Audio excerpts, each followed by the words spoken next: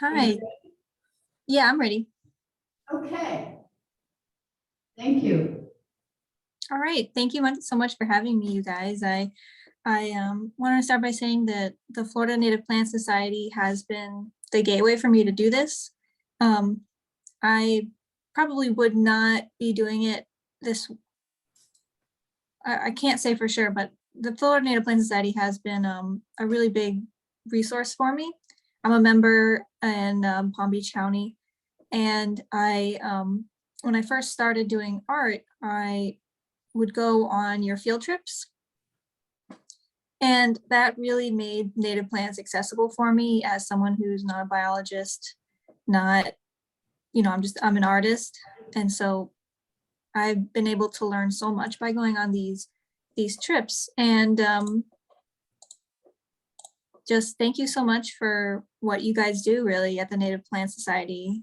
It's been, every time I think about it, I'm just in awe that it exists, and I'm so grateful. I'm so grateful for, people all over the state who do this. It's so unique to Florida as well. So on the screen right now should be my website. This is my website.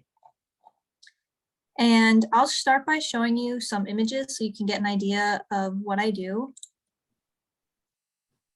So I paint watercolors of Florida native plants and animals. I do scientific illustration. I do I've done all kinds of things. I've done logos, I've done maps, I've done trail signs, and I've just tried all kinds of things to get to see what I like. I started in 2016. I decided to focus on Florida native plants and animals. And then it just ballooned from there. So I started by getting involved in conservation, and I created this coloring book with the Miami Pine Rocklands Coalition. And so this is actually a free resource you can download from their website, and it has these 5 or 6 illustrations to teach people about that habitat. And I really got started with the Pine Rocklands. The Pine Rocklands are a very unique habitat type, and it only exists in Miami and parts of the Everglades Park and some of the islands around Florida, like Cuba and Bahamas.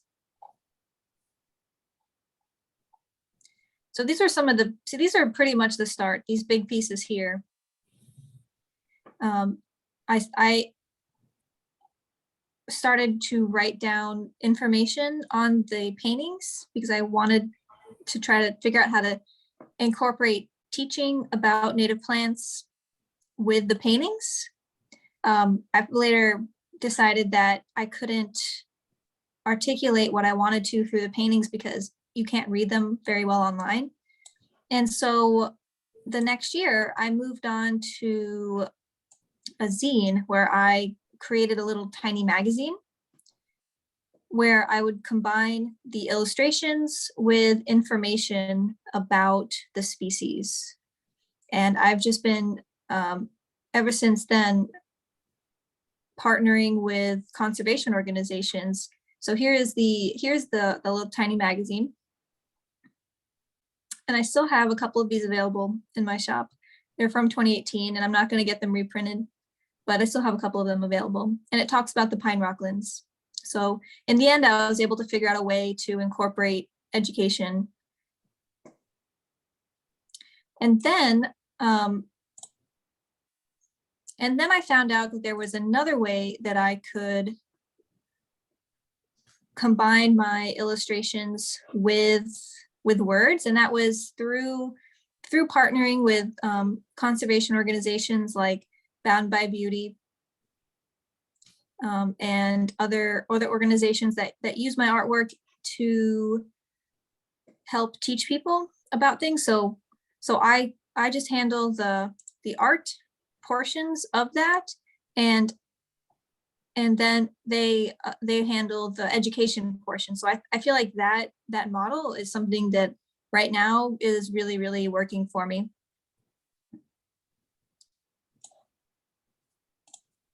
So that brings me to these collaborations. So I've been working with Bound by Beauty for the past year and a half or so. And our first project together are these native plant illustrations. They are illustrations of Zone 10 gardens, but a lot of these plants will also be perfectly happy north of that zone, with the exception of a couple. So these are all plants that are good for sunny and dry locations, and they will tolerate part shade. And I want to also show you what this actually turned into. So I did the illustration portion, and they created with this a educational guide for people that is free to download. So this is their website, and when you first log in here, a little pop-up will pop up, so you can find the download from the pop-up. We'll go to resources and go to get the guide, and this is what it looks like. And so this adds you to their mailing list, and then you can download it after you sign up to their mailing list. And it looks like this once you download. Well, once you download it, you get like a little email about it that looks like that. And here it is. So it explains that planting native species is beautiful, it's exciting, and it's also connected to conservation, and it makes a huge difference everywhere that people do it. And so it explains that, and it explains what this guide is for. It says it's for zones 10A and B, and some of the native plants are happy further south or north of that. And all the plants prefer sunny and dry locations. So they paired plants together that have white flowers for this one. And underneath, or the next page, has the plants listed here.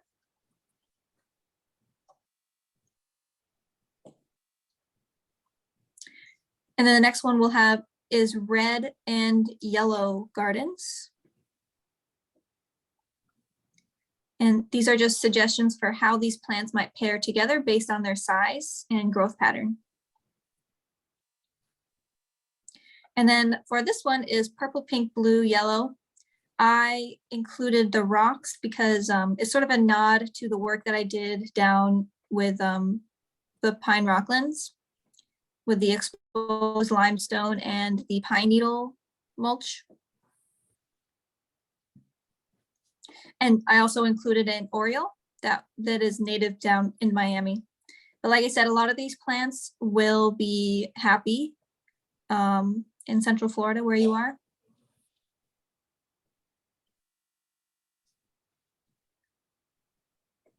And then they give you planting tips, and they do it all with this beautiful watercolor. They spend a lot of time on the aesthetics of this guide, which I think helps to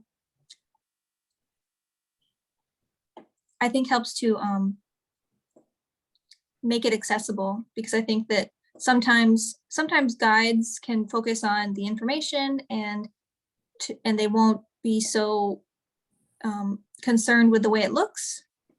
But I'm a very visual person, and this makes this seem very fun to me. This is something that I connect with personally. The way that I learn is through beauty and through just joy.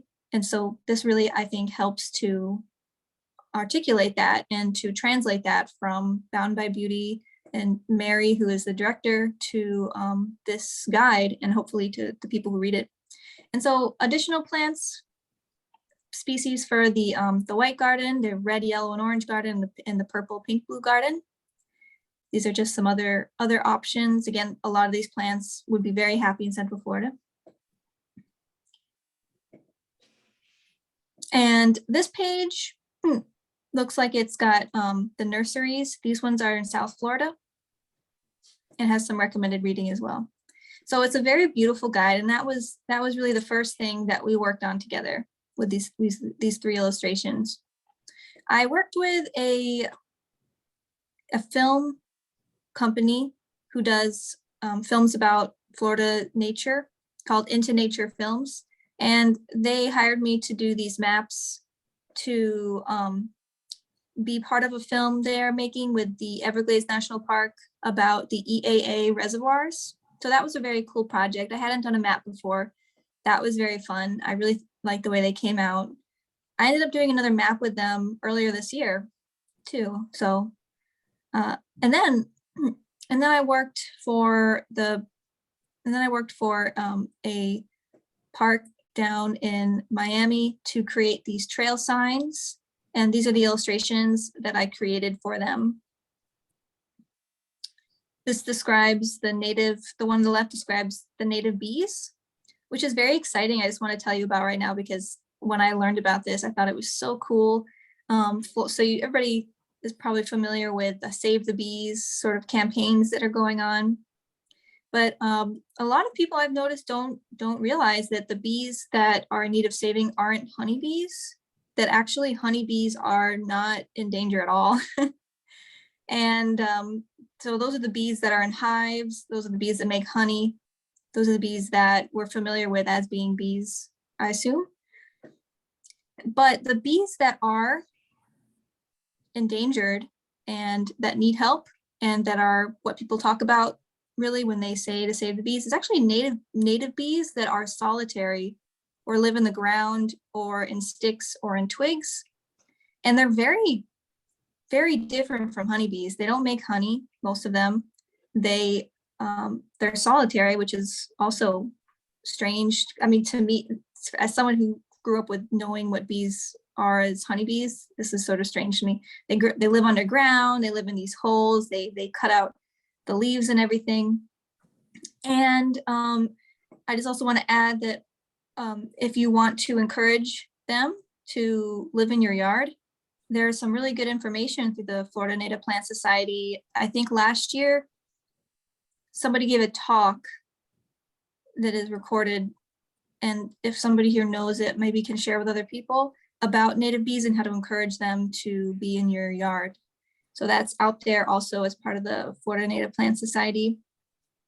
But it includes having space basically in your yard to, that is basically like bare ground, I think is what they need, or leaves and stuff just sort of there, or little sticks and twigs that are left at certain times of the year.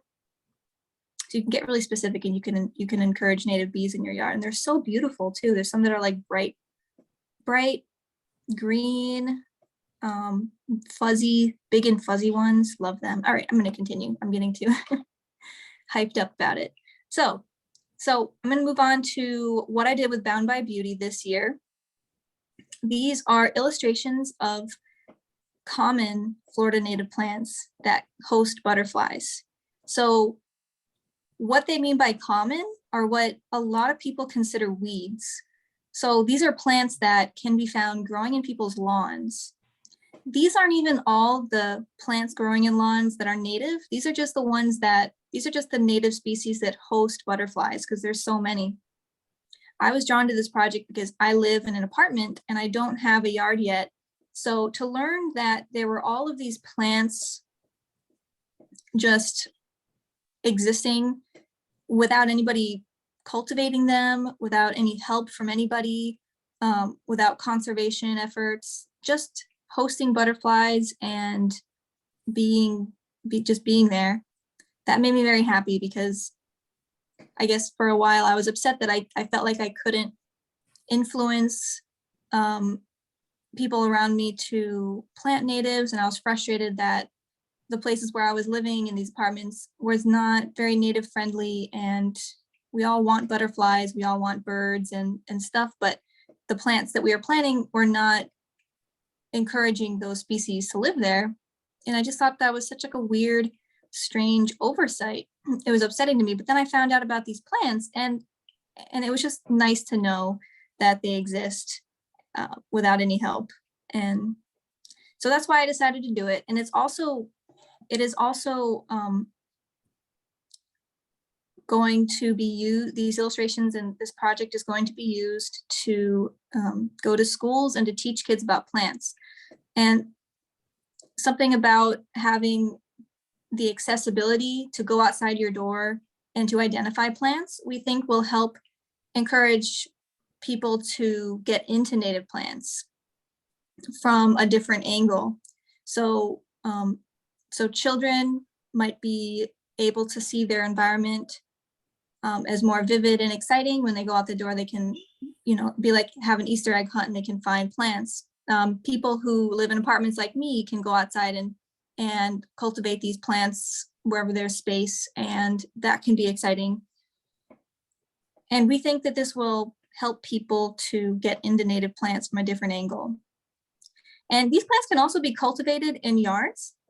And I just want to show you some pictures now of Bound by Beauty and what they are doing with that and what their vision is really for these plants. So here's some pictures.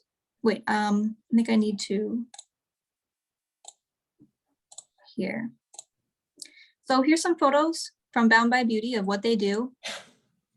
Here they are with schools, and they're having them identify the plants and then draw them on the sidewalk.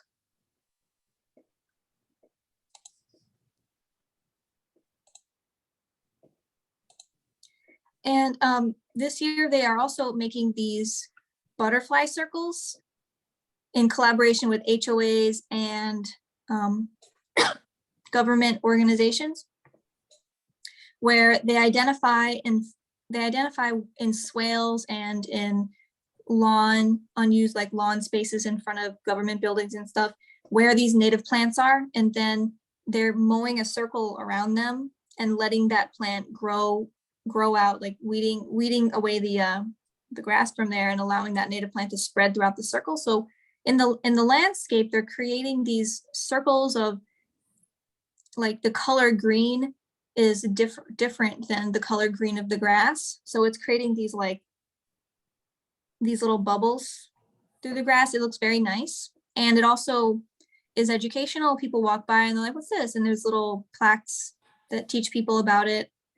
So that's something that they've been doing this year. That's been pretty exciting. They've been getting a lot of support from governments and from HOAs to do this. It just looks very cool. And it supports butterflies in the community. Here I am photographing plants. This is in front of Mary Benton's yard. She is the director of Bound by Beauty, and she is a very, very inspirational person to know, and her excitement for it sort of is one of the reasons why Bound by Beauty does really well down in Miami and elsewhere, because she's just so excited about it. She talks about it, it just comes out of her, the excitement. So here I am this is in front of her yard. This is the swale between the sidewalk and the road, where she created one of these butterfly circles. And here I am photographing.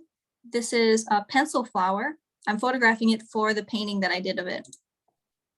Just want to introduce you to Mary Benton. She's the one in the middle. And Leangie is also, I think, a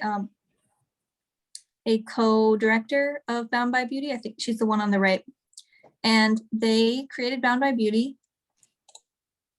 Mary was an artist who painted pictures of homeless people in Mexico, because her philosophy is similar to mine, that when you paint a picture of something, it translates the beauty you see in the subject matter. It translates it into artwork, which can then be understood by other people. So it's like sharing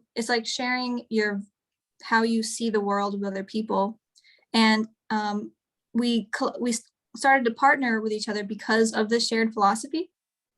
She wanted to create plant portraits, like she did portraits of people, marginalized people in the communities where she visited. And so using the same philosophy, she wanted to apply that to native plants. And she's, like I said, a very inspirational person, and her yard is so beautiful. This is her in her yard. I visited there to take pictures of native plants for my paintings.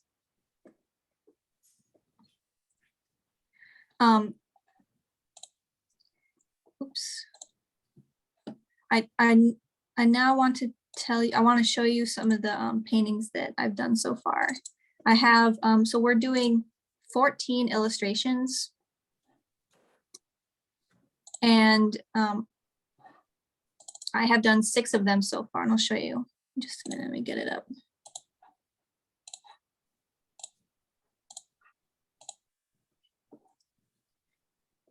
And then I'll take questions after this, but I'm gonna show you some of the illustrations. Some of you might be familiar with Biden's alba. This one's a native species.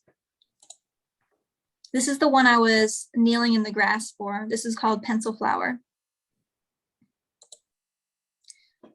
This one was, this is a very popular one. I've known about this one for a while. It's a Corky-stem passion vine, for those who don't know, and it hosts these 3 very relatively large butterflies. It's just a very impressive plant. It has been growing on my patio screen door for a while. When I moved in, there was just one there. So this is, I used a photograph from my patio to make this painting. Fog fruit is another one that I think is one of my favorites. It's a ground cover, and it was actually in one of the native plant gardens from their free download, that guide I showed you. Fog fruit is a really beautiful ground cover plant, and it hosts these 4 butterflies. Heise, not sure how to pronounce that. This one was a new one for me. I hadn't known about this. It's sort of I think it's more of a wet environment sort of plant, but beautiful with its downward facing blooms. Very interesting. And the last one I did was wireweed, and this shows it in 2 different growth patterns. The middle one, the big broad leaves, the big long stem, that was in a cultivated, it was in a pot, it was in a shady, very wet location. And so that it will turn into this pretty showy plant when it is in that condition.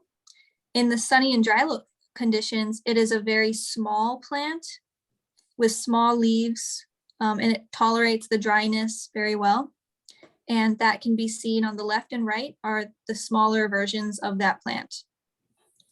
And this plant is something I'm familiar with. I didn't realize it was native.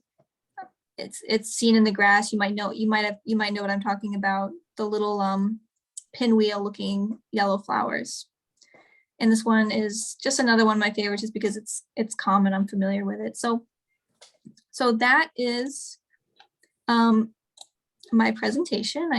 I would love to take your questions about this project and about the work that I do, or the process, or any other questions you might have that I can answer for you.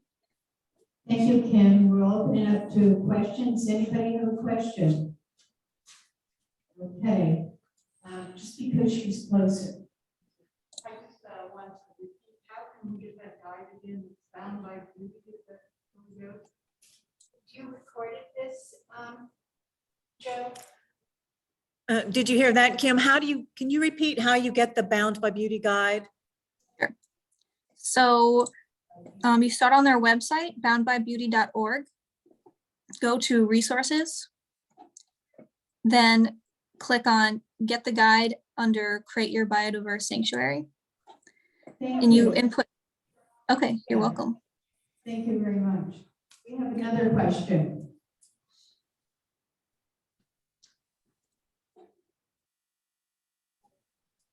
Thank you, Kim. I have a question about the butterfly circles.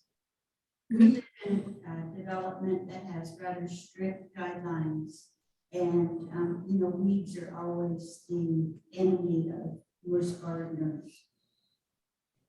How difficult was it for your group to have that HOA approve those butterfly circles? What was your approach? to getting cooperation? I wasn't involved with the communication with the HOA, but if you wanted to contact Mary Benton, she would probably be excited to tell you about it. And like I said, she's a very electric person to talk to. She would think that she would be very incredibly willing to tell you all about her process for this. And to contact them, I think they have a contact us part here. I also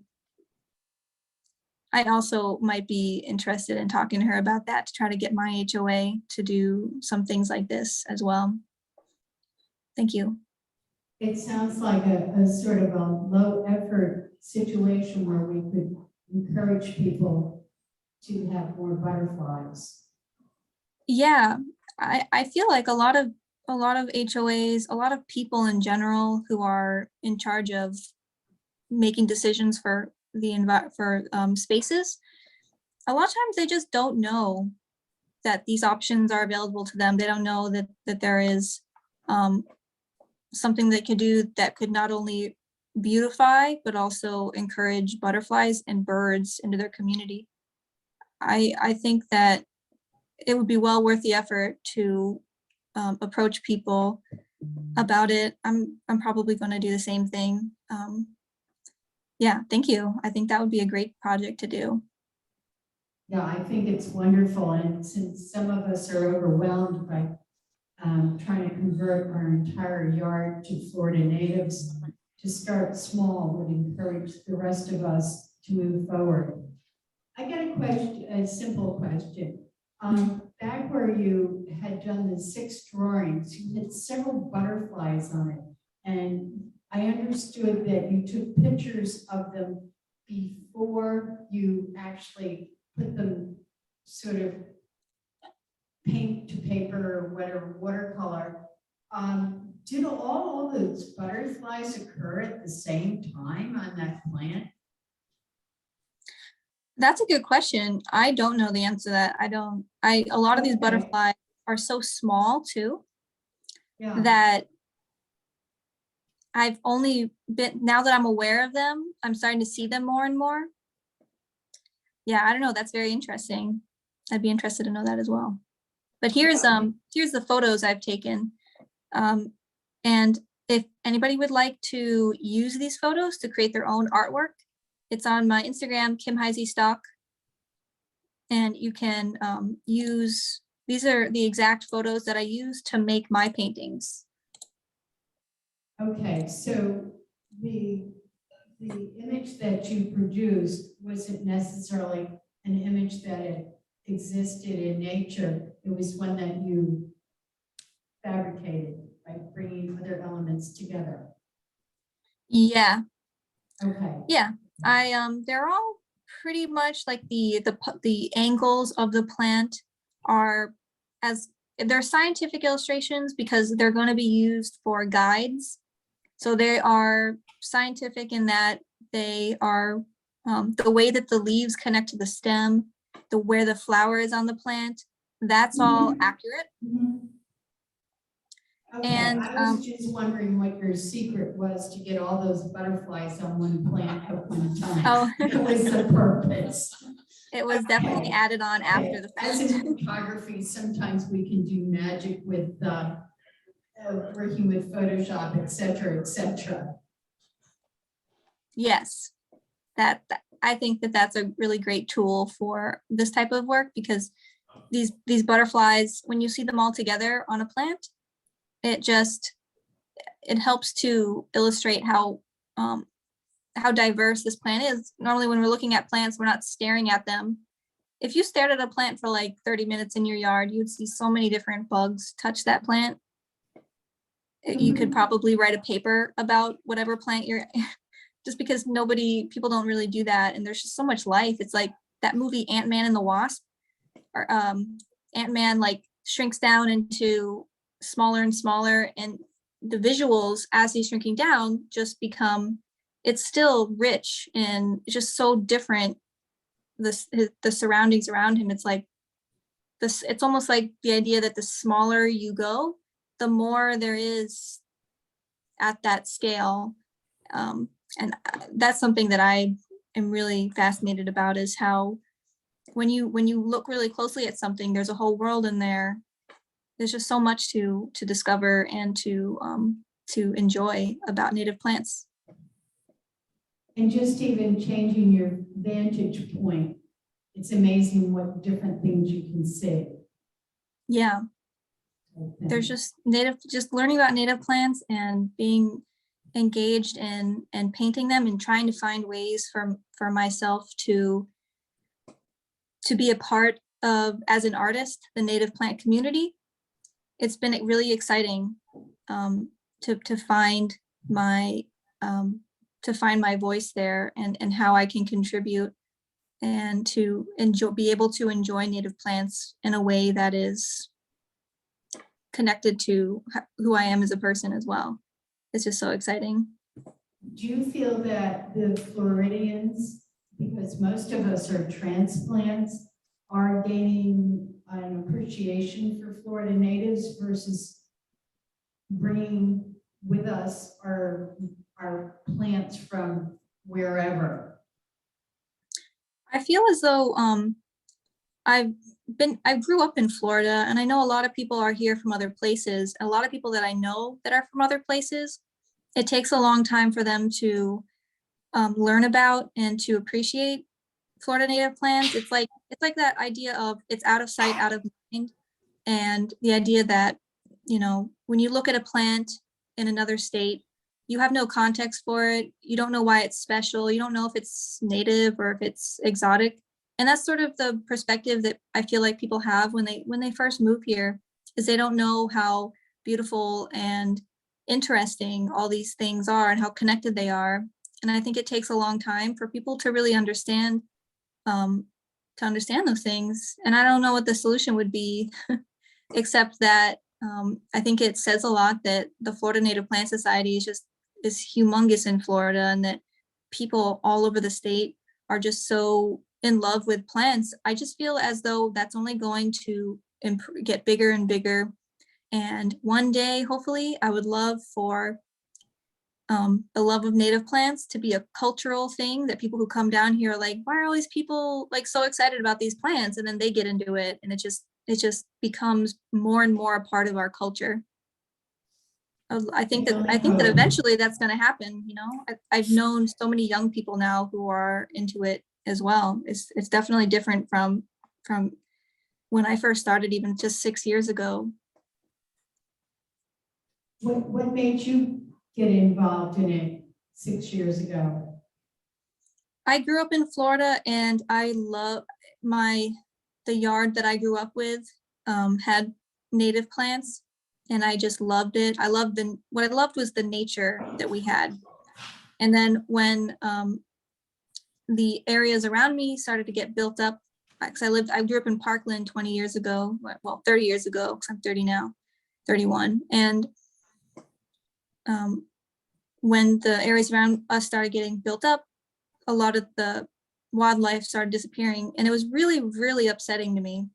It was so upsetting that I got involved with the South Florida Wildlands Association and their conservation of the pine rocklands down in Miami. That was actually my first introduction to native plants, was through a rally that the South Florida Wildlands Association was hosting. And that's where I found the Miami Pine Rocklands Coalition and the Florida Native Plant Society. And when I first created my paintings about the pine rocklands, I got the reference photos for this painting on the left and for this painting on the right. I got them from the Florida Native Plant Society field trip to a pine rocklands. So like I said, I don't know what my art would be like today without the Florida Native Plant Society.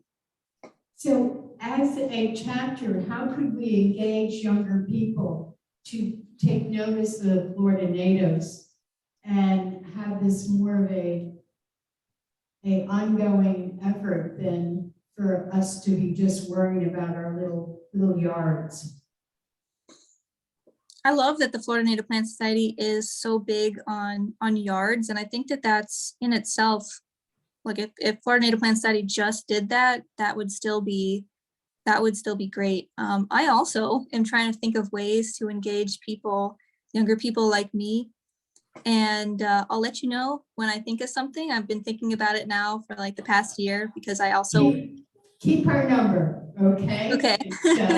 We need to outreach, because it's a concern about what's been happening in the environment and the manatees and everything else. We've got to turn it to Florida native. Otherwise, we're not going to see any Florida natives. But anyway, is there any more? Oh, we have another question here. Miss Jeanette. Thank you. I love your pictures, your paintings of butterflies, and as a butterfly lover, could you give an artist a few hints about how to go about painting a butterfly? Absolutely. Butterflies are, I actually did a couple workshops on these specific butterflies. This one, and this one. Oh, I can show you some time-lapse videos. So for the zebra longwing, if you would like, I've been thinking about having workshops that people can access online. If you would be interested in learning how to paint like the zebra longwing or any of these butterflies here, I've taught them before, and I was thinking about having something. So if you would like that, let me know. I might end up doing that in the next few weeks or in January. But so for the zebra longwing, what I like to do is, we started over, is to start with, I love painting zebra longwings. There's so much pigment, you just can use so much pigment. So I like to start with like a base layer, and then you'll see me come back and put in the darker colors. And on its wings are a little bit of red. There's a little bit of red in the wings, so I like to add that in as well. And you just sort of paint around the white areas. For the Gulf fritillary, I like to use this thing called masking fluid. And that's how I get the white shapes. And I just can put that on there, and then I can paint over it, and then I can remove it, and it's just white underneath. So that's what I did for that one. For this butterfly on the right, I started with a light yellow color, and then I went a little bit more orange after that. And that gave that very beautiful, like yellow coming through the wing. I found that when I paint that butterfly, in order to get that yellow, I need to start with yellow. I also have, this is my Instagram, and if anybody would like some support with painting butterflies or in watercolor painting in general, I have some things I can send you, some documents about the paint that I use. And I'll show you right now what paint I use, because it was a big learning curve for me, was figuring out what colors to use. And so I like to use a warm and cool version of each color. The ones on the top are the ones I use most often. I use, well, I'll, if you'd like to know more about this, you can email me, we can email back and forth, and I can send you a lot of information to help support you with painting species. And I would be very happy to, because I really believe that painting Florida native species is a great way to support conservation and to spread the love that we have for these plants and animals, and to translate that for people who don't yet, might not see them that way yet, can help translate that to other people in a very effective way. So my contact information is here on my website, and I just have a little form. If you'd like to contact me, that's how you can do it here. I also have a shop if you would like stuff for, if you'd like prints or cards. I also have digital downloads. I have card packs of the newest thing that I have. And I have prints of these are limited edition prints of the six watercolors that I just did with Bound by Beauty. And they are in collaboration with Bound by Beauty, so portion of the proceeds go to Bound by Beauty. They're printed on watercolor paper with a deckled edge. And then I have other limited edition, older prints, some open edition prints that are for a cheaper price. So I have like a good price range for whatever your budget is here. And if you would like, digital downloads is something that I've started this year. So for so the Bound by Beauty website, they use a lot of my digital downloads and a lot of like native plant nurseries, or if you have a business that you would like to have little watercolor details. This is another way that sometimes I get asked for these things, and I want to be able to provide a way for people to easily access them, so they don't have to email me and then we have to talk about it and then I got to send them things. Here you can just download them and you can use them for whatever you like, everything except for products and branding. So basically everything. So I just want to tell you about that as well. If you would like to spread the love of native plants through if you have flyers for other organizations or even things not even related to native plants, just to like get that cultural thing going where, hey, like even our day-to-day lives, we just have native plants everywhere. I also have originals for sale for people who want original artwork. And these are just the ones available in the shop section. But if you go to my gallery, it'll tell you which ones are available and the price. Oh, I'm also gonna have an art show in April. I just found out about it on Wednesday. Somebody canceled through Biscayne National Park, and I'm gonna be showing there in April. It's in Homestead, so it's pretty far away. So I understand it might be too far for a lot of people to travel, but if you're interested, that's something very exciting that's going to happen in April. Is there any other questions? Just one quick question. Mhm. Is, turned off the mic. One quick question. As a photographer, could you give me any advice how to capture bees, butterflies, and pollinators? I do not capture those myself. They're really, I'm not a skilled enough photographer to know how to do that. Unfortunately, I can't help you with that. But if you, that leads me to one thing though, if you're gonna photograph your own native plants to paint, or this is just for painting, this is not for photography, but if you put something white behind the plant, it will focus the camera on the plant instead of the background. I've noticed that's the only photography based thing that I have advice for. I'm not. Thanks for the trick of the trade, so to speak. And yeah, thank you're you welcome. very, very much for an informative discussion, and we appreciate it very much. Thank you. Thank you so much for having me.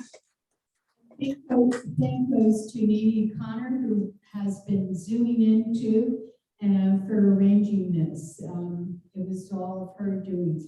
So have a great day. Enjoy the rest of your weekend, and we appreciate it.